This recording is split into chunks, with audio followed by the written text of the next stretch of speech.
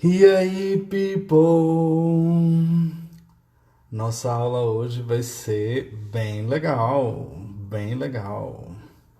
Como tem sido todas as nossas aulas, né? O tema da nossa aula de hoje é as condições de trabalho na sociedade contemporânea, ok? E hoje eu vou receber um convidado muito especial na minha história de vida, já já eu vou dizer quem é, mas ao longo da semana, algumas pessoas me perguntaram se era obrigatório colocar o título na redação do Enem. Até hoje não mudou essa situação. Não é obrigatório colocar o título no Enem, certo? Porém, você pode colocar, caso você tenha alguma boa ideia para colocar no seu texto, como título. Sendo que o título é a última coisa que se coloca no Enem, na redação. Porque você já tem alguma propriedade do que é essa redação, você tem propriedade do texto que você escreveu, e aí você vai poder colocar o título.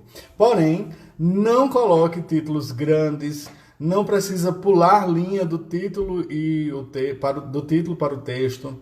Não coloquem pontuações no título. Ah, vou colocar ali um ponto final. Não precisa colocar, certo?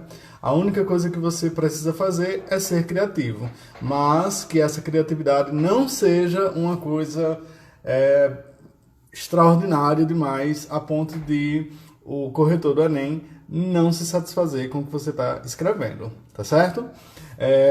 Basicamente, o que eu tenho para falar sobre o título é isso. E aí, Gustavo, esse aqui Fala! é o Matias, E aí, meu amigo? e muito feliz em tê-lo aqui comigo. Quero agradecer Caramba, por quanto você tempo. ter aceito o convite. Obrigado, velho. Que bom participar desse bate-papo aqui contigo. Eu fico honrado com isso, sabendo que você tem um trabalho tão fantástico aí com os alunos. Eu fico honrado em poder participar e ter sido lembrado também.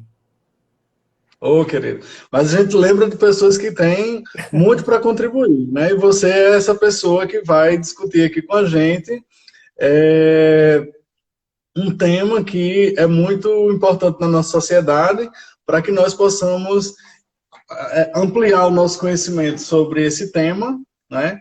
E para quem está chegando na live, esse que é o meu convidado, Gustavo Matias, é advogado e também diretor de uma escola maravilhosa que mora no meu coração, que é o Colégio Nossa Senhora dos Prazeres, em Goianinha, onde Oh, eu comecei praticamente a minha carreira profissional.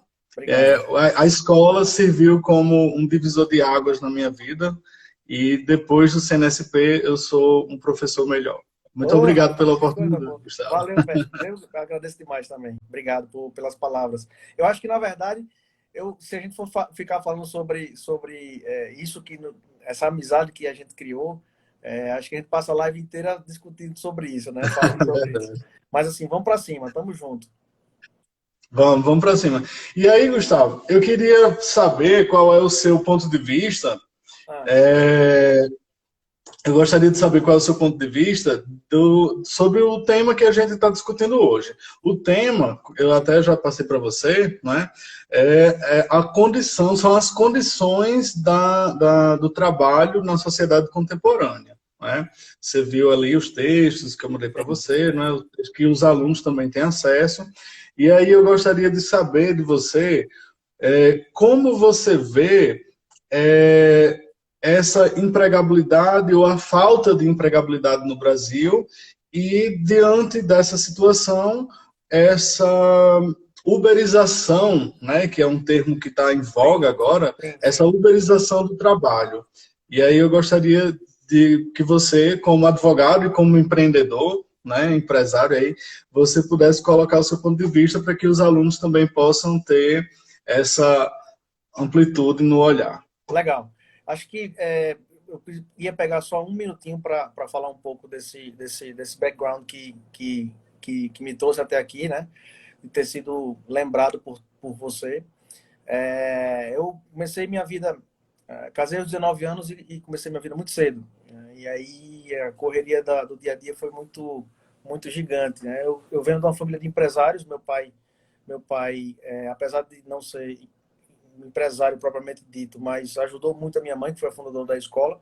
E aí eu sou segunda geração da família dentro desse negócio. Durante a minha vida inteira, eu sofri bullying na escola por ser filho da dona da escola. Ser filho da dona da escola, estudar nela não é fácil. E aí eu acho que, a oportunidade que a gente teve de ter estudado bastante, até pelo fato de ser filho da dona da escola, você tem que ter exemplo, né? Você tem que ser o exemplo do processo. Isso foi, durante muito tempo na minha vida, foi muito difícil. Mas isso, obviamente, não me traumatizou. Pelo contrário, isso me deixou mais forte. Mas, assim, respondendo a tua pergunta, eu acho que, acho que a primeira noção que a gente tem que ter é o seguinte, Peterson. A gente vive um momento totalmente fora da curva. Né? Participei de uma live agora há pouquíssimo tempo, por isso que eu até demorei um pouco para entrar. Eu vi a sequência, meu convidado ainda não chegou, tá? Eu estava finalizando Sem problema.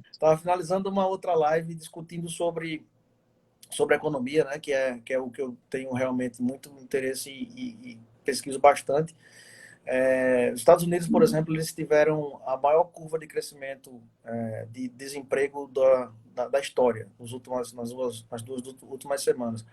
Se a gente for fazer uma análise, a história da humanidade ela é uma história de briga entre classes.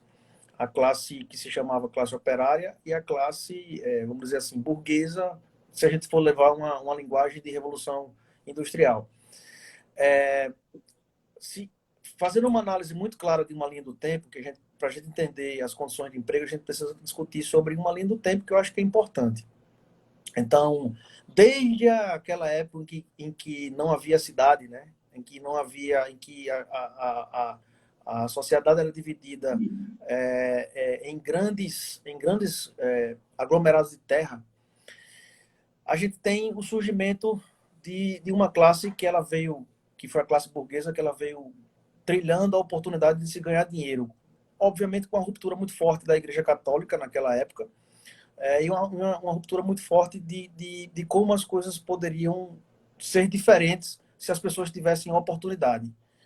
Ou seja, a Igreja Católica pregava que ser rico era pecado, e foi exatamente por isso que houve a Reforma Protestante e tal. Uma coisa veio trazendo pela outra, que eu acho que esse é um contexto importante da gente começar a bater esse papo. Depois, com o surgimento das vilas, em que as pessoas iam para fazer trocas, começou o surgimento do comércio. Então, no início se trabalhava com escambo. Então, uma determinada fazenda, vamos dizer assim, produzia arroz, a outra produzia feijão, a outra produzia carne, e aí os caras iam se encontravam para poder trocar, fazer escambo. Obviamente que esse aglomerado de gente começou a trazer negócios. Houve o surgimento da moeda, e as pessoas começaram simplesmente a viajar de um lugar para o outro, para as feiras, e começou, até então, nesse momento, começou a ter foi o primeiro, vamos dizer assim, empreendedorismo em que se trocou moeda, em que se ganhou dinheiro com isso. E aí a gente vê o ápice desse projeto com o nascimento da classe burguesa, o apoio muito forte às artes, veio o iluminismo, veio a Revolução Francesa, e isso foi fazendo com que muitas pessoas tivessem um enriquecimento muito forte, e ao mesmo tempo fazendo com que aquelas outras pessoas que trabalhavam naquelas pequenas indústrias, né, manufaturas e tal, tivessem subempregos. Houve, obviamente, uma luta muito forte dessa classe operária nesse período, e aí a gente começa a entender um pouco mais sobre a relação de emprego que nós temos hoje. Eu sempre converso com o pessoal, a gente dá assessoria a várias empresas no Brasil inteiro, e eu sempre converso com o pessoal dizendo assim, gente, se você não tiver condição para as pessoas trabalharem com você, ninguém vai querer trabalhar contigo. Acho que uma das grandes trunfos que nós temos hoje é ter talento, é ter a possibilidade de reter talento. Reter talento não é só pagar, não é só pagar pelo trabalho, é dar uma condição diferenciada para que esse talento, inclusive, cresça. Eu posso citar como exemplo você. Você estava dizendo que começou com a gente no início da carreira. Muito provavelmente, se a gente não tivesse tido uma relação tão bacana, empresarialmente falando, óbvio que isso transcendeu o lado empresarial, a gente não estaria nesse momento aqui, você aí, tão distante do outro lado do Brasil, e eu aqui no Rio Grande do Norte, Uhum. discutindo sobre uma temática dentro de um trabalho que você faz que é tão bonito. Então, acho que as condições de trabalho de hoje eles precisam ser analisadas sobre uma luta gigantesca que teve no passado. Para a gente entender essa linha do tempo, a gente precisa, obviamente, revisitar o que aconteceu no passado, por isso que estudar história é tão bacana.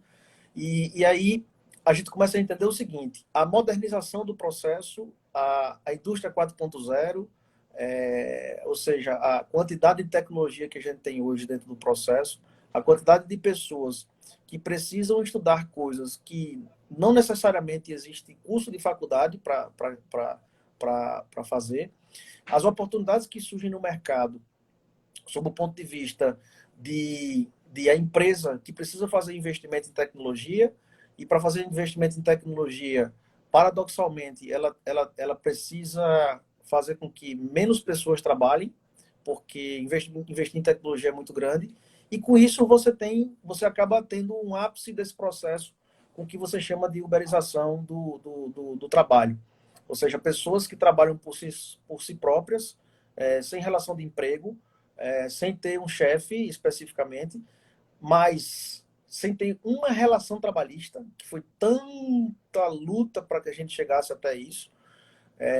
Uhum. E aí a gente vive num momento em que a relação de trabalho, de uma certa forma, que precisava ser flexibilizada por algumas pessoas, e eu não vou entrar nesse mérito, se eu concordo, se eu discordo, mas Uhum. a gente vive num momento em que a sociedade cresce de uma forma, os anseios dessa sociedade, elas levam em consideração o que vai ser produzido pela indústria, porque tudo depende de consumo, e ao mesmo tempo você tem um processo de que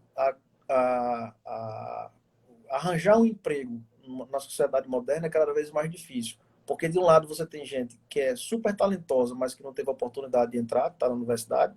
E, por outro lado, você tem gente que tem uma experiência gigantesca, mas que não tem acesso à tecnologia e que não consegue se adaptar. E então você fica numa dicotomia entre quem é que eu vou contratar? Quem é jovem e que está saindo da faculdade com conhecimento tecnológico, mas que não tem experiência? Ou quem tem experiência e não tem conhecimento tecnológico? Então fica aquela situação. Isso acaba fazendo com que muita gente, muitos jovens, procurem viver a vida. E aí, nesse viver a vida, o cara trabalha através de aplicativos, como a gente falou, sem ter um chefe específico, faz entregas, como a gente viu, você até colocou um exemplo no seu texto, né, do rapaz que tem deficiência física para poder trabalhar. Todo mundo acha bonito aquilo, mas no fundo, muito provavelmente, se ele tivesse um emprego formal, ele não estaria ali.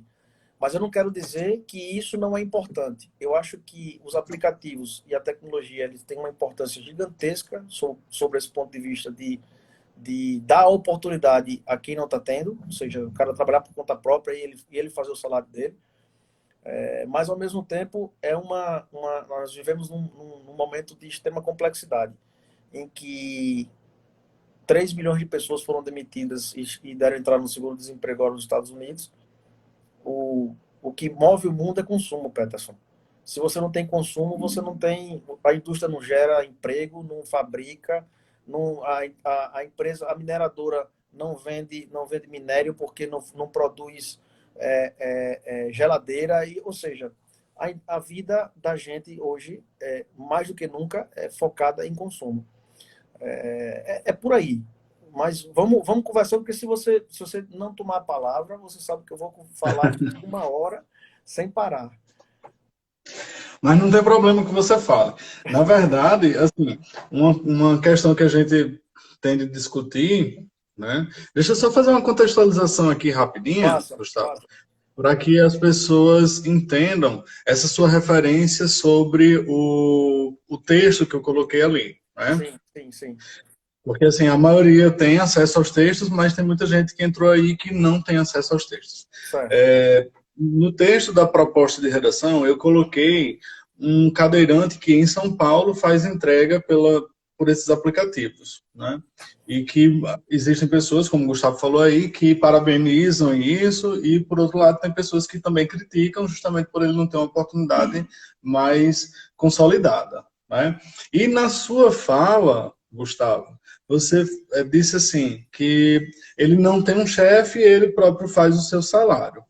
Por um lado, beleza, a gente consegue compreender isso. Mas por outro, a gente também consegue perceber que essa pessoa, por não ter nenhum vínculo trabalhista, ela também não tem nenhum direito. Não é? Então vamos pensar aqui no cara que também circulou aí pela internet, eu também coloquei na proposta, o cara que alugou uma bicicleta do Itaú para entregar as comidas, né? Nessa uberização do trabalho, essas pessoas têm de arcar com tudo, com a forma de chegar no trabalho, com a bolsa que vai levar a pizza, a comida, enfim, né? Mas ela não é funcionária do Itaú, ela não é funcionária da Uber, ela não é funcionária do restaurante e também não tem nenhum vínculo empregatício com a pessoa para quem ela vai entregar. E se de repente ela sofre um acidente nesse percurso, ninguém respalda esse acidente. Né? Então, por um lado, existe essa situação de ele, hoje eu estou cansado pela manhã, vou trabalhar só à noite, né? Vou fazer meu salário de forma mais conveniente para mim, mas ele também não tem garantias. E aí, eu penso que essa uberização, né, usando esse termo Sim. mais inovador agora, é também um sinônimo de precarização do trabalho, né? Nesse ponto de vista. É claro que a gente não vai discutir aqui mérito disso, mérito daquilo, mas quando a gente chega diante dessa situação, eu consigo perceber que existe sim uma precarização do trabalho, né? Sabrina está falando aqui é o seguinte, ele tem autonomia do seu horário de trabalho, beleza, isso a gente consegue compreender e concorda, mas nós estamos discutindo sob o ponto de vista de que ele não tem direito algum e se de repente, como eu falei, acontece algum acidente aí nesse percurso, ele também não vai ter nenhuma garantia por nenhuma das partes para quem ele está servindo ou está alugando a bicicleta. Entendi. E de acordo com esse ponto de vista, o que é que você... Cara, eu vejo o seguinte, eu acho que a gente tá passando um momento histórico e a gente está vivendo isso. Eu comecei toda a nossa conversa lembrando da época do feudalismo. Eu não queria ficar falando sobre termo histórico, mas não tem como a gente não falar. Imagine para o cara que era um vassalo, que alguém teve a ideia. Algum doido naquela época teve a ideia de dizer assim, rapaz, a gente não gosta mais desse negócio não. Conversa essa do senhor feudal mandar em tudo e ainda tirar a virgindade da minha esposa quando eu casar com ela. Porque o senhor feudal mandava em tudo, inclusive nos filhos. Era hereditário, inclusive, ser vassalo. Né? Você nascia ali, não havia o que a gente chama de mobilidade na pirâmide social. Uhum. Imagine o que foi para aquela época, todo esse período. Imagine, Peterson, o que foi para a época da Revolução Industrial, ou para a época da Revolução Francesa, por exemplo, no final ali do século XVIII, você discutir o que era o movimento de artes, falar sobre você ter a oportunidade de esculpir corpos nus, num período em que se dizia que as artes, o período das trevas, em que as artes eram abominadas, né? Imagina, teve um doido lá que começou a fazer isso. A gente sabe quais foram essas pessoas, né? E aí, nesse momento, a gente passa exatamente por um momento parecido. É por isso que eu queria fazer essa analogia. Você está num período em que o desemprego é gigantesco, é fatível isso, não tem o que discutir. Você passa por um momento de dificuldade do mundo inteiro, muito mais globalizado, ou seja, você tem uma gripe na China, que essa gripe, ela óbvio, a gente está tratando de gente, né? Mas ela repercute no mundo inteiro dentro de um espaço de 4 meses. Dentro do espaço de 2 meses, já tinha um monte de gente infectada na Itália. Por quê? Porque o mundo é muito mais globalizado. Mas Sim. nós passamos por um momento histórico, social e econômico tão fantástico que essa sua fala ela tem um lado muito claro e muito sério. Mas a gente também tem que fazer uma outra análise. Beleza. E se porventura o ordenamento jurídico não permitisse que isso acontecesse? Essa pessoa estaria melhor ou estaria pior? Esse é um ponto que a gente tem que analisar. Eu não estou discutindo aqui sobre o ponto e sobre o aspecto do cara não ter o direito. Eu não estou discutindo aqui sobre o ponto e sobre o aspecto do cara, de repente, não pagar INSS, por exemplo. Mas Aham. eu estou dizendo aqui que a gente está em um processo de evolução da relação de emprego. E um processo de evolução, ela demora tempo. Tem sofrimento, tem angústia, tem depressão. Nós não estamos num processo de revolução em que se muda abruptamente de uma hora para outra. A gente está num processo de evolução. E esse processo de evolução ele necessita de um lapso temporal para que essas relações elas sejam mais entendidas, para que essas relações sejam mais estudadas, mais experimentadas e se chegue a uma conclusão se faz sentido ou se não faz sentido. Inclusive, isso é um dos aspectos, se a gente for fazer uma análise sobre isso, Peterson, isso é um dos aspectos, por exemplo, da evolução da legislação. O direito, ele funciona dessa forma. É um anseio da população, um anseio social, que muitas vezes não correspondem a aquilo que está escrito, porque a lei foi escrita... Um negócio desse agora, o nosso Código Civil foi 2002, mas o primeiro é 16, o antigo, anterior a ele. Então, de lá para cá, a quantidade de mudança que nós tivemos na sociedade foi gigantesca. Gigantesca. Então, a lei, ela caduca, como os juristas falam, de uma hora para outra, muito rápido. Porque fazer o processo de confeccionar a lei é complexo. Às vezes, quando o cara cria um projeto de lei, quando ele vai aprovar e que aquilo sai, já está atrasado. Então, esse momento que a gente vive, eu acho que você está coberto de razão em trazer a temática, porque ela é, sim, sem sombra de dúvida, uma temática complexa de ser analisada, porque ele tem dois aspectos, o aspecto social e o aspecto econômico. Porque não se tem como se dissociar. Quando se trabalha em sociedade, como se vive em sociedade, não se pode se dissociar uma coisa da outra. Então, você tem, de um lado, uma relação de emprego que não existe. É como você falou, o cara pega a bicicleta do Itaú, vai fazer uma entrega da Uber Eats, e ele não tem nenhum vínculo com o Itaú, ele não tem nenhum vínculo com o Uber Eats, e nem sabe para quem é que ele vai entregar. E usando uma máquina online, por exemplo, para passar cartão de crédito de outra empresa que ele também não tem nenhuma relação. Não tem nenhum Cara, vínculo. eu acho sinceramente fantástico. Mas sob o ponto de vista, sob o ponto de vista de empreendedorismo, velho. Evolutivo, né?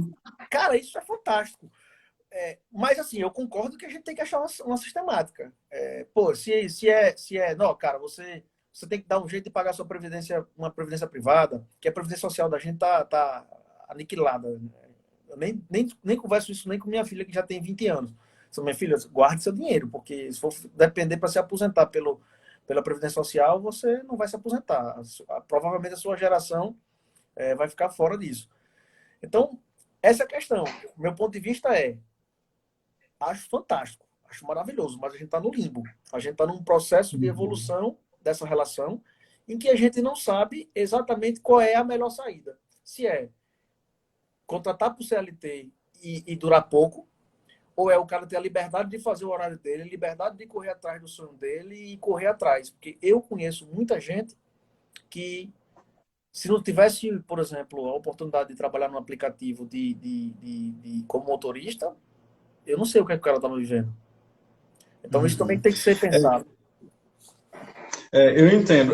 Um amigo nosso aqui falou aí, Anderson Prado, professor de história daqui de Irati, ele fala que a questão é econômica puramente, né? O que leva a essa uberização é normalmente uma falta de opção. Assim, ele não tem ele não tem a opção, fica sem opção e segue para essa uberização. Mas aí eu Professor queria fazer só um Franciano. adendo nisso. Desculpa, professor, eu acho muito boa a intervenção. Mas por que o cara não tem opção? Aí, vamos conversar sobre sociologia? É porque o cara não estudou? E aí o cara não estudou porque não teve oportunidade? Ou ele não tem opção agora porque o mercado de trabalho está muito mais competitivo e para o cara conseguir ser contratado é muito mais difícil, a concorrência é muito maior. Eu acho que não é só uma questão de opção, sinceramente. Eu, por exemplo, nunca quis trabalhar para ninguém. Eu sempre fui dentro dos meus Uhum. negócios. Né? Hoje, por exemplo, desde os 19 anos que eu empreendo. Eu poderia ter feito concurso público para ser promotor, juiz, talvez, não sei se teria passado, mas eu nem tentei. Tá? Eu sempre quis empreender. Sempre foi meu sonho empreender. Só que cada um tem sua sistemática. Eu acredito que boa parte é opção, mas também acredito que muitos tiveram experiência, como eu já encontrei diversas pessoas que tiveram experiência de trabalhar numa empresa privada, que ganhava relativamente bem, e o cara se sentia extremamente pressionado para dar resultado, e ele dizia, pô, eu posso viver com tanto, eu ganhava tanto, mas eu posso viver com tanto. E aí eu prefiro trabalhar com esse tanto, eu prefiro é, é, trabalhar para mim mesmo, fazendo meu horário. Eu acho que tem, sim, gente que não tem opção, isso é indiscutível, mas eu acho que tem gente que tem opção e que sabe o que está fazendo e que está ali porque acha bacana, sabe? E que talvez Uhum. tivesse uma outra opção de voltar para uma outra coisa, talvez até voltasse. Eu acho que não é Certo. nem tanto ao céu, nem tanto ao inferno. Eu acho. Eu tenho. Certo. Tem uma Ana Lua. Ana Lua fez fez um comentário aqui bem interessante. Eu não sei se ela pegou aí o gancho que você falou, pediu para sua filha economizar dinheiro, né, doutora Jamile? Beijo, amo. Mas essa Ana Lua fala o seguinte: é complexo uma população que, na sua grande maioria, vive com um salário mínimo ter como poupar se aquele dinheiro mal dá para viver e sustentar uma família. Entendo isso, realmente é uma situação que, de fato, nem sempre a família que ganha um salário mínimo, tem alguns filhos, né, não consegue dar conta daquilo, não tem como poupar, como economizar. Né? Quer comentar alguma coisa sobre isso? Claro, por favor. Eu acho que se você me der a oportunidade, eu comento tudo. Ana, é Ana, né, o nome dela? Na Radiz, é. Isso, Ana. Obrigado pelo comentário. Acho Não, que é não, Ana pertinente. Lua foi que fez o comentário, desculpa. Pronto, então. Obrigado pelo comentário. Eu acho que é pertinente, sim, discutir sobre isso. Eu sempre uso uma frase quando a gente está conversando, às vezes, com empresários, e eu sempre digo o seguinte: se fosse fácil, todo mundo fazia. E eu não quero aqui dizer o que é ter sucesso e o que não é ter sucesso. Eu quero dizer para você o seguinte, que eu tenho hoje funcionários, eu vou citar um exemplo de um funcionário meu chamado Manelzinho. Manelzinho veio de São Conheço? Paulo, conhece gente finíssima. Conheço. Manelzinho veio de São Paulo, ele é nordestino, foi para São Paulo, trabalhou como ASG lá, a ASG aqui no Nordeste, eu não sei se tem a mesma sigla aí no Sul, mas é Auxiliar de Serviços Gerais. Então ele trabalhava Uhum. fazendo limpeza em condomínios. Casou e ficou com medo de morar em São Paulo. Voltou para cá e veio morar em Goiânia. Cara, Manelzinho, ele ganha um salário mínimo. Ele trabalha na limpeza da nossa escola. Manelzinho, Peterson, até pouco tempo a esposa dele passou quase 2 anos desempregado. Manelzinho tem dois filhos. Uhum. Ele não, ele não abre mão de trabalhar nos horários que a gente disponibiliza. Então, o cara, ele corre atrás. Então, ele tem sempre uma hora extra para fazer, ele tem sempre um trabalho extra para fazer, para que ele consiga juntar um pouquinho mais de dinheiro para organizar. O que eu quero dizer para você é o seguinte: Manoelzinho tem carro para andar, Manoelzinho tem uma casa que é dele própria, Manoelzinho se veste dignamente, cuida dos filhos, educa os filhos dignamente, vive um casamento fantástico. Eu não estou querendo dizer aqui, quando eu falo de economia, para mim pouco importa se você vai economizar 10, 15 ou 20 ou 30 reais. Agora, pelo amor de Deus, não Uhum. coloque um muro em frente a essa oportunidade pelo fato de achar que a vida é difícil, porque a vida é difícil sim. Mas o fato de eu falar sobre economia, eu quero que você bote uma coisa na cabeça. E aí, se quiser falar sobre finanças pessoais no futuro próximo, eu estou à disposição também. É dizer é o seguinte, ó. Se você tiver que fazer uma poupança que comece com R$ 10, faça isso botando R$ 10 todo mês. Porque daqui a 10, 15, 20 anos, a oportunidade que você tem dos juros compostos encherem a sua conta é muito grande. Então, o que eu quero que vocês entendam é que muitas vezes a gente que é brasileiro, a gente não tem a organização financeira para economizar. A gente não tem. E a gente não pode ficar colocando desculpa porque a gente ganha pouco. Eu sei que a gente ganha pouco. Mas se você ganha pouco, você tem que viver de acordo com o que você ganha. Porque tem gente que ganha 50 mil por mês e deve 80. Então, o que é ganhar pouco? Ganhar pouco é relativo. Né? Então, acho que é por aí.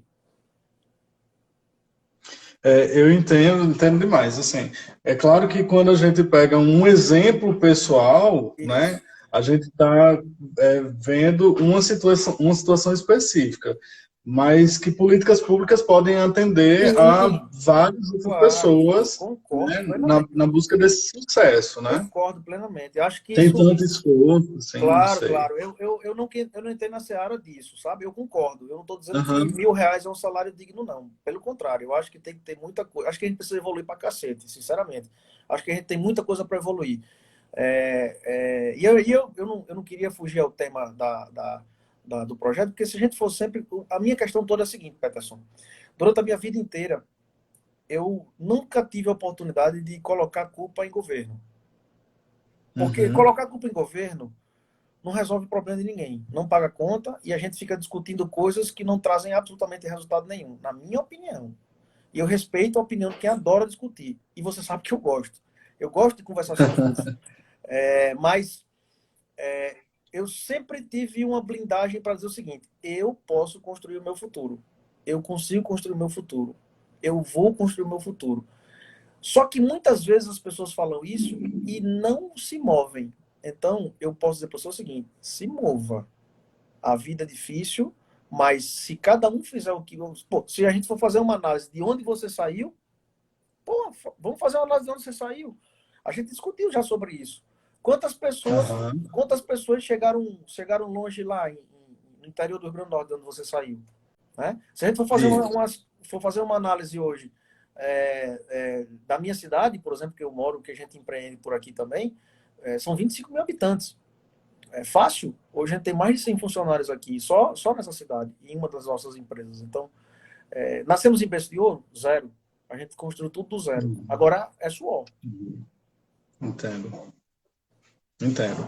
Gustavo, eu queria pontuar uma outra questão que também está lá na proposta do texto, né, na produção do texto. É a acusação de que algumas empresas sofrem, né, de lançar Trabalho mão de escravo. trabalho escravo. Isso. É óbvio que se de repente a gente vai pensar assim, ah, você é a favor do trabalho escravo? Obviamente ninguém vai dizer que é a favor do trabalho escravo.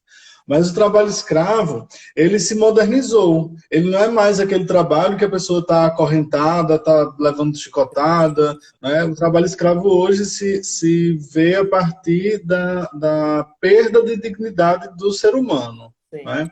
E que algumas empresas, inclusive muitas empresas chinesas, por exemplo, a gente sabe de ouvido, de discussão no dia a dia, muitas empresas chinesas têm esse hábito de adotar uma mão de obra desqualificada ou muito barata, né? Algumas empresas aqui no Brasil já foram autuadas, algumas empresas foram citadas, como a própria Zara, por exemplo, já foi citada, a própria CIA já foi citada, né? Se bem que a CIA parece que houve aí um desencontro de informações, na verdade, né? Mas aí eu queria saber de você, assim, como o mercado como discutir isso, né? Essa questão do trabalho escravo com a nossa lei, com a sua visão, por exemplo. Cara, pergunta muito boa. Acho que a temática é importantíssima e às vezes a gente não acha uma literatura muito bacana para discutir sobre isso. E o que eu posso dizer para você é que a gente vive uma fase do capitalismo que alguns teóricos falam muito sobre o capitalismo social. É fazer uma análise muito clara do que, em termos de corrente filosófica, certo? O que a gente Uhum. tem de bom no socialismo e o que a gente tem de bom no capitalismo? Vamos tentar unir o útil ao agradável. É óbvio que, para muita gente, isso significa dizer que são correntes antagônicas. Mas eu acho que a gente pode pegar um pedaço de tudo isso. E aí eu vou citar, eu vou responder a tua pergunta com questões práticas. Eu falei no início da nossa conversa sobre a necessidade que as empresas tinham de manter talentos. A necessidade que as empresas tinham hoje, empresas que querem ter perenidade, empresas de longo prazo. Não adianta a gente ficar pensando no curto prazo. Ninguém ganha mais dinheiro no curto prazo. E vamos deixar de papo. Não existe nada fácil, não existe dinheiro fácil e ninguém ganha dinheiro no curto prazo. A empresa que quer se andar como se fosse assim, perenizar para o resto da vida e para passar para os filhos e passar para os netos, a gente tem que fazer uma análise muito clara daquilo que a gente faz com o nosso pessoal. Tanto que hoje, grandes empresários, Abílio Diniz, se a gente for fazer uma análise até Jorge Paulo Lema, eles discutem muito o seguinte: cara, se eu fosse começar uma empresa, a primeira pessoa que eu contrataria seria o RH. Eu contrataria uma empresa com RH tampa, que montasse uma estratégia para reter os meus talentos. Então, eu acho simplesmente inadmissível que a gente tenha, ainda hoje, no momento que a gente vive, empresas que não pensam nas pessoas. A gente vive um momento de calamidade pública nesse momento. A gente vive um momento em que, se a gente não tiver união e se a gente não tiver um senso de comunidade e de sociedade, você vai se isolar do mundo porque você tem dinheiro e está com o dinheiro guardado, e aí você acha que você vai passar por tudo sem sofrer absolutamente nada. Mas do que vale isso tudo se aquela pessoa que é tua vizinha ali, que dá o bom dia todos os dias, não tiver mais amanhã? Então, eu vejo isso dessa forma. Sob o ponto de vista jurídico, se a gente for fazer uma análise disso, acho que você tem total razão em dizer que esse trabalho escravo ele se modernizou muito, né? Ele não tem mais aquela, como você falou, aquelas correntes, ele não tem mais aquelas chibatas quando o cara não quer fazer alguma coisa. E aí ele se caracteriza por algumas situações. Existe uma churrascaria muito famosa aqui no Nordeste que trazia gente do Rio Grande do Sul para cá. Os gaúchos são muito famosos por fazer churrasco. Não que eu, nordestino, Sim. não faça um churrasco, e aí desafio, mas os gaúchos são muito famosos por fazer churrasco. E essa churrascaria muito famosa foi descoberto que os caras traziam gente para morar o pessoal morava na parte de trás da churrascaria. Havia uma residência lá que o pessoal morava em quartos coletivos, e foi descoberto que essa empresa ela prometia salários exorbitantes, mas não dizia aos caras que boa parte desse salário ia ficar para pagar aluguel, a alimentação dele, a energia, a água, Uhum. fardamento, a bota que ele tinha que usar, o chapéu, lá, lá, lá. E aí foi descoberto, o Ministério Público do Trabalho interviu nisso e fez uma intervenção muito forte. E, e essa empresa, inclusive, veio a fechar porque se descobriu que ela tinha trabalho análogo ao escravo, né? Que é exatamente isso que a gente Uhum. está discutindo. A Isso. empresa que não dá a condição mínima para o empregado trabalhar. E aí, a galera que está escutando isso em casa agora precisa entender um ponto muito importante para isso. A gente precisa tirar um pouco, desmistificar isso na cabeça de algumas pessoas. Que as pessoas às vezes pensam que todo empresário é igual, que todo empresário é safado, quer lascar o empregado, não quer pagar imposto, faz gambiarra para vender numa maximização de lucro maior possível. E a gente vê o seguinte: esse tipo de empresário ele está começando a deixar de existir. Vai ganhar o jogo nesse processo quem entregar o melhor serviço, tiver pessoas mais felizes trabalhando para ele e que conseguir reter as melhores pessoas, porque indiscutivelmente em qualquer time tem gente boa e tem gente ruim. Tem gente Claro, que é muito boa em determinadas coisas e tem gente que não é tão boa assim, e você tem que saber lidar com isso. Você tem que saber lidar com verdade. isso porque todo mundo é ser humano e tem limitação. Então, eu acho que o jogo é ganho nessa sistemática, sabe, Peterson? Essa é uma opinião que, se a gente quisesse discutir muito mais sobre isso, óbvio, tem muito pano para as mangas, mas Sim, eu acho que não cabe, acho que não faz sentido mais nem as pessoas pensarem que todo empresário pensa dessa forma. A gente sabe que existe, do mesmo jeito que existem excelentes professores, existem péssimos professores. Existem excelentes alunos, uhum, existem péssimos alunos. Existem excelentes médicos, existem péssimos médicos. Existem excelentes advogados e péssimos advogados. Existem excelentes empresários e péssimos empresários. O que eu posso dizer é quem está do outro lado, nessa sistemática, ou já quebrou ou vai quebrar, porque nós vamos para um mundo novo, meu amigo. Eu acho que, inclusive, uma dica aqui, a sua próxima live é o que vai acontecer pós-coronavírus no mundo, sabe? O que é que vai é uma boa acontecer? discussão essa daí. O que é que vai acontecer? Óbvio que não vai ser tema da redação desse ano, mas pode ser tema da redação discutindo sobre crise, né? Quais são os Tá ensinamentos? cortando aí. Tá escutando Cortou um agora? pouquinho, Gustavo, não entendeu? Não, eu estou dizendo, Tô. pode ser que discutir sobre o coronavírus não seja, obviamente, a tema da redação, mas pode vir algo, como dizer assim, ó, o que se faz depois de uma crise? O mundo sobrevive, não sobrevive? O mundo vai ser o mesmo, não vai ser o mesmo? O conceito de sociedade vai ser diferente, velho. A sociedade está muito mais colaborativa, está muito menos individualista. E o ser humano por si só é muito mais individualista, mas isso vai mudar, isso está mudando, tem que mudar. E as empresas precisam acompanhar esse processo, entendeu? Porque senão você vai Verdade. retroagir. E quando você retroage, a sociedade penaliza. O cara deixa de lhe comprar. É isso que eu acho. É verdade.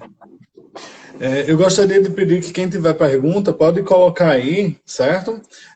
Tem uma empresária linda e maravilhosa que falou o seguinte: o maior patrimônio de uma empresa são as pessoas que trabalham nela e seus clientes. Sua mãe, Nadir Dantas, pessoa que Eita, eu amo muitíssimo. olha aí. Obrigado, mãe, pela colaboração. Ana Radi está falando aqui, importante colocação, cada empresário tem um perfil, né? Aquilo que você falou, de fato, existem empresários que têm uma ganância de querer lucrar demais sem pensar na própria empresa, né? Assim, nas pessoas que formam essa própria empresa. E a gente tem, óbvio, a gente sabe que existem essas pessoas e que, como você mesmo falou, o mercado não vai mais absorver esse tipo de empresário, né? Concordo. Mas, enfim, Gustavo, eu acho que a nossa discussão, como você falou, assim, renderia muito mais do que uma live, né? A live só tem a duração de 1 hora, daqui a pouco chega ao fim, mas eu acho que essa discussão é muito rica para que a gente consiga perceber que caminhos o empreendedorismo tem alcançado no Brasil, né? Tem seguido no Brasil. E aí eu até queria saber de você mais o seguinte, é, feita essa exposição aí sobre o empreendedorismo, né? E você atiçou aí a gente sobre o mundo pós-coronavírus. Sim, Eu sim. queria saber para você assim, qual é esse empresariado perfeito pós-coronavírus, né? Porque a gente tem visto que as pessoas estão se irmanando, estão tocando nas varandas, cantando, preocupadas, fazendo feira para pessoas que estão mais no grupo de risco, né? Será que isso vai fazer com que nós possamos ser melhores depois dessa pandemia? E eu falo nós enquanto empresários, né? Não que eu seja, mas você que é. Cara, eu acho que muito boa a gente puxar essa temática. Eu tenho consumido, acho que nesses últimos 15, 20 dias, eu devo ter consumido assim de conteúdo, de lido várias coisas. Tem muita coisa que não vale a pena ler, mas tem muita coisa que é bacana. E eu percebo o seguinte, acho que vai haver uma mudança muito clara, e já está havendo, uma mudança muito clara em vários aspectos. Eu até poderia, se fosse o caso, a gente conversar por segmento. Então, se a gente for falar sobre educação, por exemplo, que é um dos ramos do negócio que a gente tem, acho que a gente antecipou em alguns anos a necessidade que quem já era visionário já sabia que aconteceria, que a tecnologia precisa sim participar da educação e a galera tem que perder o medo de usar isso, sabe?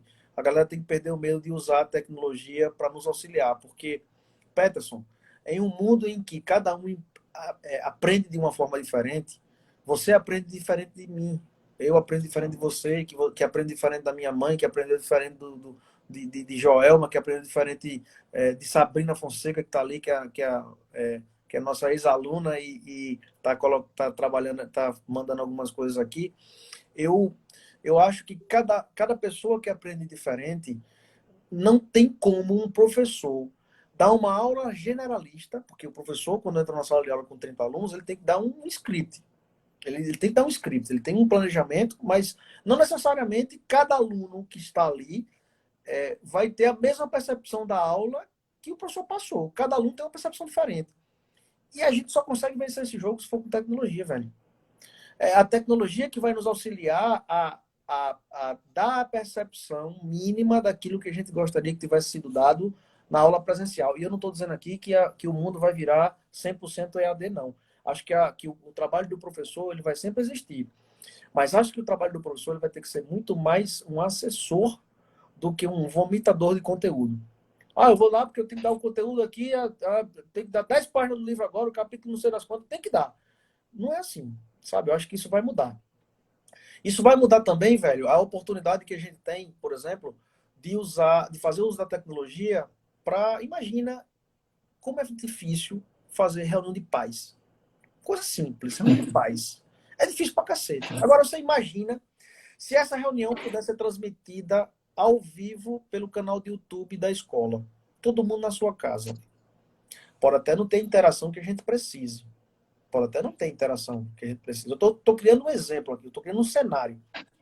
Então, acho que, nesse aspecto, a escola, neste exato momento, que se calou e deu férias coletivas aos professores, ela vai enfrentar um problema, porque a gente não sabe quando é que a gente vai voltar nesse momento, certo?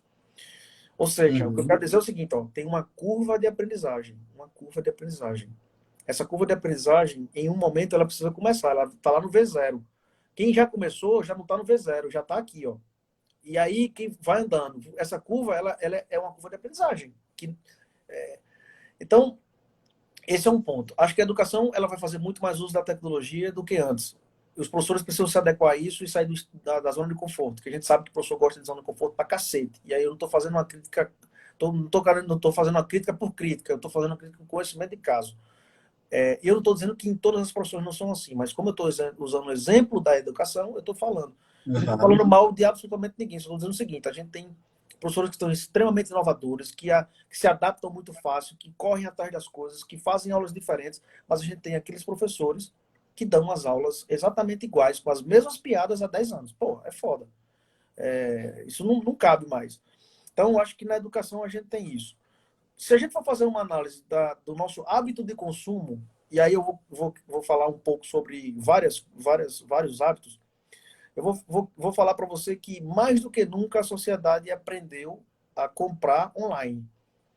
Eu acredito que quem vai ganhar o jogo na volta é aquela loja, aquele restaurante, aquele hotel que der o maior nível de experiência que o cara pode ter, sabe? Experiência sensorial, experiência olfativa. O cara entrar no quarto do hotel e ter um cheiro diferente, e o cara, porra, que negócio cheiroso do cacete. É experiência. Porque a gente tá enclausurado em casa, a gente faz. Nós aqui no estado do Rio Grande do Norte, a gente está desde o dia 18 em quarentena, desde 18 de março, a gente vai fazer um mês. daqui a pouco, essa semana já faz um mês, e muito provavelmente a gente não volta agora, acho que a gente só volta lá para o final de maio, começo de junho talvez. A gente estava fazendo discussão com o pessoal agora sobre isso. Aquelas empresas que não trabalham com experiência do cliente, elas vão perder a oportunidade. E eu estou falando isso, inclusive, da escola, tá? Então, o aluno tem que adorar ir para a escola, tem que ser massa ir para a escola, o professor tem que ser diferente, dinâmico, sabe? Trabalhar com sala de aula invertida, novas tecnologias e tal. E aí, mas aí você tem um quê mais complexo. É custo. Como fornecer experiência para o cliente com baixo custo? Porque quando a gente voltar, os negócios eles não decolarão. Ou seja, nosso estado que vive do turismo, se eu for falar de Praia de Pipa, por exemplo, está praticamente fechada. A Praia de Pipa está 100% fechada, não tem turista. Então você imagina o que é aquele negócio dinâmico no dia a dia, os bares lotados, os restaurantes, o povo andando, gente de todos os lugares do mundo, não tem ninguém. No dia seguinte, pós-lockdown, eu pergunto, vai ter gente para ir para lá? Não vai. Concorda? Então, essa é a sistemática que a gente vai viver pós-crise. As empresas precisaram se reinventar. Os restaurantes estão entregando delivery. Mas se você for abrir o que tem delivery, tem um monte de coisa que é igual. Aí o que é que você briga? Por preço. Vai comprar uma pizza. Aí tem uma pizza de 50, de 45, de 38, de 22 e de 18. Tu vai comprar qual? De 55? Talvez até você vá no meio. Para mirar no meio aqui. Eu vou na de 32.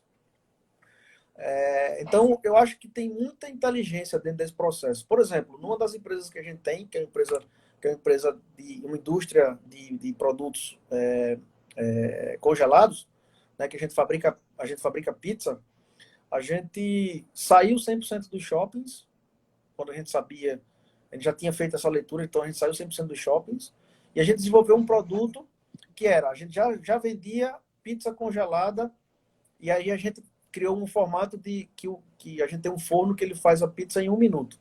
Então a pizza sai de menos 17 para pronta para consumo em 1 minuto. É um negócio fantástico, é massa. Ele trouxe um forno dos Estados Unidos, importou esse forno, um negócio bem bacana. O que aconteceu? A nossa expertise é vender pizza dentro de shopping em quiosque de 6 metros quadrados. Ou seja, nosso franqueado monta uma franquia com 150 mil reais em um quiosque de 6 metros quadrados. Se você for fazer uma análise de quantas franquias existem no Brasil de pizza, no mínimo você pagaria 500, 600 mil reais para montar uma pizzaria. Você consegue montar uma pizzaria nossa por 150 mil. Só que os shoppings fecharam. E a indústria não pode fechar. E aí? O que a gente fez? Nós criamos um modelo de pizza menor, de 25 centímetros, e estamos vendendo porta a porta. Você não está em casa? Se eu fosse produzir a pizza pronta e mandar por um aplicativo de entrega, eu ia brigar com um monte de gente, concorda? Mas aí eu pergunto, quem é que faz uma pizza tão gostosa quanto se faz num forno normal, congelada, que você deixa na sua casa e você prepara na hora que você quer, na hora que você quer, no horário que você quer. Se você quiser comer de madrugada, você acorda e come. Quem é que consegue fazer isso num curto espaço de tempo? Quase ninguém consegue fazer isso. O que a gente fez? Entregamos 100% dessas pizzas em casa com pacotes de 5 pizzas. Aí eu pergunto, cara, quem é que fez isso em 5 dias? Desenvolveu o produto, botar uma linha de produção, desenvolver embalagem, desenvolver formato de venda, desenvolver metodologia de venda, tabela, planejamento. Sabe o que a gente fez, Peterson? Botamos dentro de conveniências de posto de gasolina. Posto de gasolina não fecha na crise, concorda? Conveniência está funcionando lá, não está? Então eu tenho um ponto de venda. É esse tipo de inovação que a gente tem que ter no curto prazo. E é por isso que é tão desafiador ser empresário, ser dono de negócio. Olha só, Gustavo, mandar um abraço aqui para Matheus Gonçalves, que mandou um oi ali para mim. Gustavo, você começou a falar aí, né, como será provavelmente o mundo pós-coronavírus, e começou a falar sobre a questão da educação. Os professores, né, óbvio, eu entendo quando você fala que existem professores péssimos e existem professores ótimos. Mas os professores, a educação se reinventou. Né? A educação precisou, de fato, atender uma expectativa para ninguém ficar parado, né? Uma expectativa que não foi criada antes, né? É a partir de agora, vamos. E aí a gente teve de se readequar a essa situação. É óbvio que a gente tem percebido que algumas pessoas falam que não gostam da EAD, né? A educação EAD é chata, é isso. Tem até alguém aqui, Mavis Lima, que fala assim, a EAD me fez perceber que a aula presencial é muito melhor. É claro que a gente tem diferentes formas de aprendizagem, né? Eu aprendo de uma forma, você de outra, como você falou, mas a escola, dentro desse contexto de crise, ela se manteve aberta, né? A maioria das escolas se manteve aberta a essa necessidade que foi criada repentinamente. E quando você fala assim sobre uma sala de aula de 30 alunos, obviamente essa realidade nem sempre é uma sala de aula de 30 alunos, né? Eu sou professor dos primeiros anos aqui no IF, em Irati. A gente recebe 40 alunos, né? E óbvio que dentro dessa realidade de 40 alunos a gente não atende a todos os 40 da mesma forma, né? Não tem como eles também aprenderem da mesma forma que eu chego ali. Mas aí é uma questão que já perpassa inúmeras outras discussões, inclusive de diminuir o número de alunos através do MEC, mas será que o MEC vai autorizar isso, né?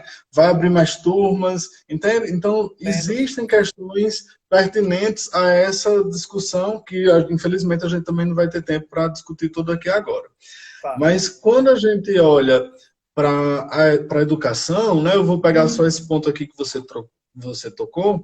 Quando a gente olha para a educação, a gente também está refém de inúmeras outras questões, né? De investimento governamental, de investimento pessoal, de investimento de infraestrutura. Então, são vários aspectos que, de fato, nós não temos exatamente como dar conta. E aí, eu estava vendo uma matéria recentemente, né, dessa questão do coronavírus, algumas escolas doaram tablets para os alunos e estão pagando a internet desses alunos para que eles possam ter acesso nos Estados Unidos. Aqui no Brasil, infelizmente, a gente não tem como fazer isso, por exemplo, nem todos os alunos da sua escola, da escola onde eu trabalho, têm acesso 100% à internet, né? Até por questões econômicas, financeiras, enfim. E aí, por mais que a educação hoje, nesse momento de crise, esteja tentando se reinventar, se elaborar para atender essa demanda, infelizmente nós ainda não temos uma situação que vai favorecer a todas as pessoas de forma igualitária, digamos assim. Mas, enfim, é uma questão a se pensar, é uma boa discussão, quando você traz isso, eu fico animado em escutar e querer refutar para poder discutir, enfim, a discussão sempre traz essa necessidade de ouvir o outro também, né? Claro. Temos aqui, pode falar. Bom, eu acho que você tem total razão. E eu acho que eu posso retornar um pouco àquilo que eu falei quando a gente estava falando sobre a uberização do trabalho, em que a gente fica naquela situação de dizer, caramba, mas e aí, em relação a essa relação de emprego que não tem, é benéfico, é maléfico? Pô, a gente está no meio do processo. Eu lhe digo do mesmo jeito quando a gente fala sobre esse processo educacional que nós estamos vivendo hoje. Sim. Na última live que eu tive agora, hoje à tarde, eu estava falando uma frase que eu estou repetindo há algum tempo porque eu achei bacana o que o Guilherme Bentimol falou, que é o CEO da XP, né, que abriu capital na Bolsa de Valores de Nova York, na Nasdaq, que montou uma empresa do zero. É um negócio bacana. Eu não estou fazendo propaganda nenhuma disso. Eu só acho massa que é um case. Eu acho que é massa que é um case de sucesso. E a gente que é empreendedor, a gente precisa se inspirar em alguém, sabe? E aí, o que acontece? Ele dizia o seguinte, ó, o pior risco que você pode correr nesse momento é não correr risco. O pior Uhum. risco que você pode correr é não correr risco. Então, eu diria para você o seguinte, a gente sabe, nós sabíamos que alguns alunos não teriam acesso 100% à internet, ou que boa parte dos alunos tem acesso à internet, mas não tem uma internet rápida, ou ele não tem um device, ele não tem um device que é rápido, com um processador fantástico, que tem a ver, que oportunize ele assistir, ter a melhor experiência de uma aula. Mas, quando a gente fala de mundo digital, Peterson, o tempo é tudo. E eu tenho uma coisa que a gente sempre escuta falar por especialistas que trabalham com digital, que diz o seguinte, ó, feito é melhor do que perfeito. Então, se a gente for sempre esperar o melhor cenário com as melhores oportunidades, com os melhores profissionais, com a melhor internet, com a melhor sala de aula, com o melhor ar-condicionado, com o melhor van que transporta o aluno, pô, a gente vai esperar pro resto da vida e não vai fazer nada. Eu sou Entendo. adepto, sinceramente, a uma coisa que é o seguinte, ó.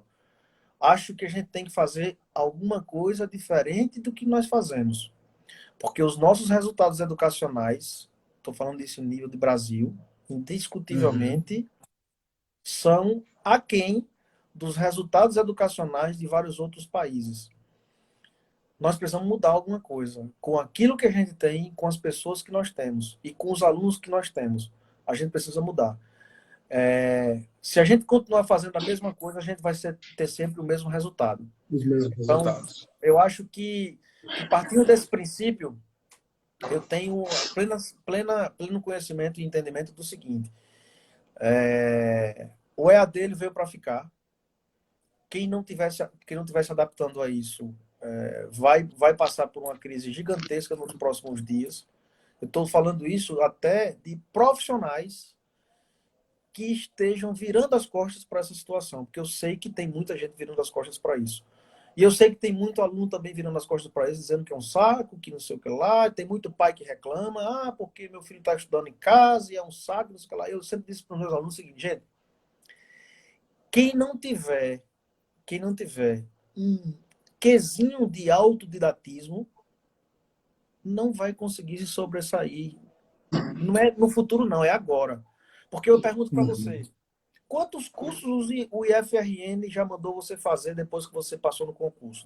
Deve ter mandado fazer você, deve ter mandado vários cursos para você.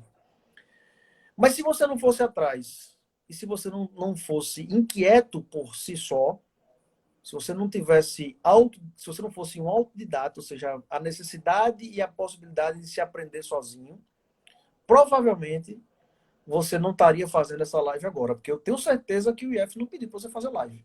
Isso partiu de você. Uhum. Você está entendendo o que eu quero dizer? Então, Uhum. eu acho que nós temos o. Acho sim, sabe? Isso não é utopia, não. Acho que a gente tem o poder de fazer muita coisa boa. Eu acho que a gente tem o poder de fazer uma transformação propriamente dita, mas a gente tem que dar o primeiro passo. E para se fazer uma ação silvestre, para escorrer uma ação silvestre, que são vários quilômetros, você tem que dar o primeiro passo. Sabe? Eu acho que é por aí que a gente vai, velho. É isso aí. Gustavo, eu quero mais uma vez agradecer imensamente pela sua participação. Nossa, eu quero até lembrar aqui uma coisinha para você, que eu fui apresentado na sua escola, a você diretamente, pelo professor Sérgio Santos, né? Sim, Antes de sim, mim sim. era Sérgio Santos, nós trabalhamos juntos em Natal, e ele que me levou até a sua escola. E quando eu cheguei lá, né, você falou assim, vai que é tua, né? E naquele momento, assim, eu estava entendendo que tinha sinal verde para eu fazer tudo, né? Tudo. E você sempre entrava em sala de aula e falava o seguinte: cometam erros novos. Cometam erros novos. Exatamente esse discurso que você está falando aí agora. Então, eu cresci muito no CNSP, eu sou muito grato à vida por ter encontrado pessoas como vocês, A nossa relação não ficou só trabalhista, hoje nós somos amigos, né? Sim. Eu sou feliz por essa amizade e sei que você sabe fazer churrasco. Vamos fazer um churrasco quando essa, quando essa pandemia passar, lá Fechou. na sua casa de praia, Opa, na hora, em meu Barra amigo. do Cunhaú. A praia mais bonita do Brasil. Olha só um instantinho. Antes de desligar aqui, a minha diretora que está assistindo a essa live falou o seguinte: não pedimos, no caso, para eu fazer a live, né? E aí ela está falando assim, que ele, no caso eu, faço a live porque ele é proativo e dedicado com a educação. Valeu, Ana. Ah, olha Obrigado. aí. Muito bom. Eu tenho Gustavo, certeza disso. obrigado. Eu queria dar a palavra para você se despedir para as suas palavras finais aí, por favor. Fred, eu que agradeço. Eu queria dizer que a oportunidade de a gente trabalhar na educação é fantástica, porque a gente a gente conhece muita gente e para ser bem honesto, eu amo fazer o que faço, sabe?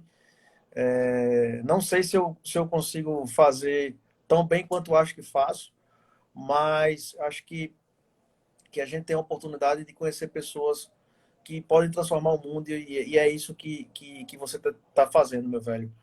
Eu parabenizo você demais por isso. A gente sabe que no início não é fácil. Eu acredito que essa sistemática é uma sistemática diferente que você vai ter que usar para o resto da sua vida. Se não der para fazer toda semana, vamos fazer a cada 15 dias, mas não estou dizendo que sou eu que seria o convidado, muito pelo contrário. Se quiser me convidar para discutir outras temáticas aqui, estou à disposição. Aham. Mas tem muita gente boa no Brasil que precisa aparecer, sabe, velho? Tem muita gente que tem pensamento bacana que precisa aparecer e precisa disseminar o conhecimento que cada um dessas pessoas tem. A gente tem que oportunizar esse tipo de coisa mesmo, porque também tem muita gente que está aí do outro lado que acha que as coisas são difíceis e são, e que muitas vezes não tem nem quem se inspirar para poder fazer algo que seja diferente. Então, eu queria agradecer a você por isso. Queria agradecer a todo mundo que entrou na live. E tô por aqui à disposição e vamos para cima. O mundo não vai parar, essa pandemia vai passar. Tenha sempre um olhar otimista sobre as coisas, porque se você tiver sempre um olhar pessimista para as coisas que acontecem, não adianta nem sair de casa. Tamo junto, Peterson. Obrigado e boa noite para todo mundo.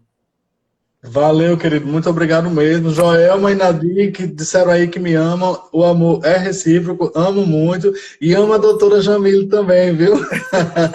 Beleza. Valeu, Pedrão. Um Valeu, abraço. querido. Obrigado mesmo. Obrigado. Tchau, tchau. Abraço. Tchau.